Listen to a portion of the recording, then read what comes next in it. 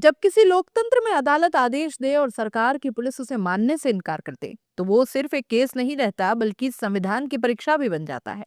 संभल की सड़कों पर बहा खून अब कोर्ट रूम तक पहुंच गया है, लेकिन यूपी पुलिस की जिद कह रही है हम एफआईआर नहीं लिखेंगे। ये सिर्फ अनुज चौधरी का मामला नहीं है। ये सवाल है क्या उत्तर प्रदेश में खाकी अब कानून से ऊपर हो गई है। उत्तर प्रदेश के संभल में शाही जामा मस्जिद के सर्वे के दौरान जो कुछ हुआ, उसने पूरे देश को हिलाकर रख दिया। भीड़, पत्थर, गोलियां, चीखें और फिर 4 लाशें।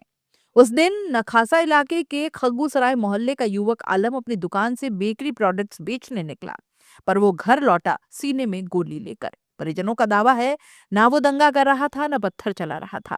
वो सिर्फ रोजी कमाने निकला था। लेकिन पुलिस की गोली उसकी छाती में जा धसी। आलम के पिता ने डर और दबाव के बावजूद न्याय का रास्ता चुना। 4 फरवरी 2025 को उन्होंने सीजेएम कोर्ट में याचिका दायर की।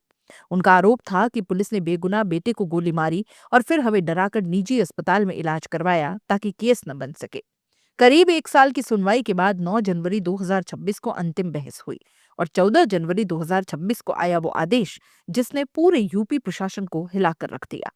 मुख्य न्यायिक मजिस्ट्रेट विभांशु सुधीर ने कहा कि यह प्रथम दृष्टया संज्ञेय अपराध बनता है। और फिर आदेश हुआ एएसपी अनुज चौधरी, कोतवाल अनुज तोमर और 15-20 अन्य पुलिसकर्मियों पर एफआईआर दर्ज हो। मतलब जिस वर्दी को कानून की रक्षा करनी थी, अब वही कटघरे में खड़ी कर दी गई। संभल के एसएसपी कृष्ण कुमार विश्नोई ने सीधे कह दिया, हम एफआईआर दर्ज नहीं करेंगे। जी हाँ, अदालत का आदेश, लेकिन पुलिस की बगावत तो देखिए। एसएसपी ने 2 तर्क दिए। गोली 32 बोर की थी। पुलिस का दावा है पुलिस 32 बोर की गोली इस्तेमाल ही नहीं करती। न्यायिक आयोग की रिपोर्ट सरकार के बनाए जांच आयोग ने पुलिस को क्लीन चिट दे दी है। इसलिए कोर्ट का आदेश मान्य नहीं और इसलिए पुलिस हाई कोर्ट में अपील करेगी।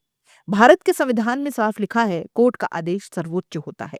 लेकिन संभल पुलिस कह रही है हम पहले सरकार की रिपोर्ट मानेंगे, कोर्ट बाद में।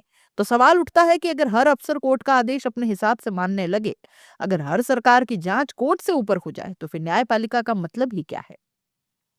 समाजवादी पार्टी के सांसद जियाउर रहमान बर्क ने एक्स पर लिखा, कानून से ऊपर कोई नहीं, न वर्दी न ओहदा।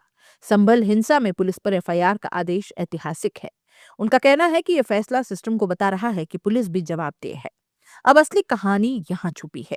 पुलिस कह रही है गोली उनकी नहीं, लेकिन युवक के शरीर में गोली थी। 4 लोग मरे और एफआईआर दर्ज ही नहीं। अगर पुलिस निर्दोष है तो जांच से डर क्यों है। अगर गोली पुलिस की नहीं है तो फिर एफआईआर से घबराहट क्यों है।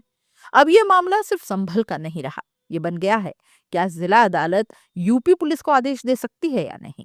अगर हाईकोर्ट पुलिस के पक्ष में गया तो ये खतरनाक मिसाल बनेगी। मतलब पुलिस पर कभी एफआईआर नहीं होगी जब तक सरकार चाहे। ये केस तय करेगा कि यूपी में कानून राजा है या सरकार। अदालत की सुनवाई मायने रखती है या नहीं। एक गरीब मुस्लिम युवक को इंसाफ मिल पाएगा या नहीं। ये सिर्फ आलम की लड़ाई नहीं है, ये भारत के न्याय तंत्र की लड़ाई है। अगर कल किसी आम आदमी को पुलिस गोली भी मार दे और पुलिस खुद ही कह दे हम एफआईआर नहीं करेंगे, तो वो आदमी न्याय कहाँ मांगेगा। संभल का मामला अब कानून बनाम खाकी की जंग बन गया है और अब देखना है कि जीतेगा कौन, कोर्ट या वर्दी।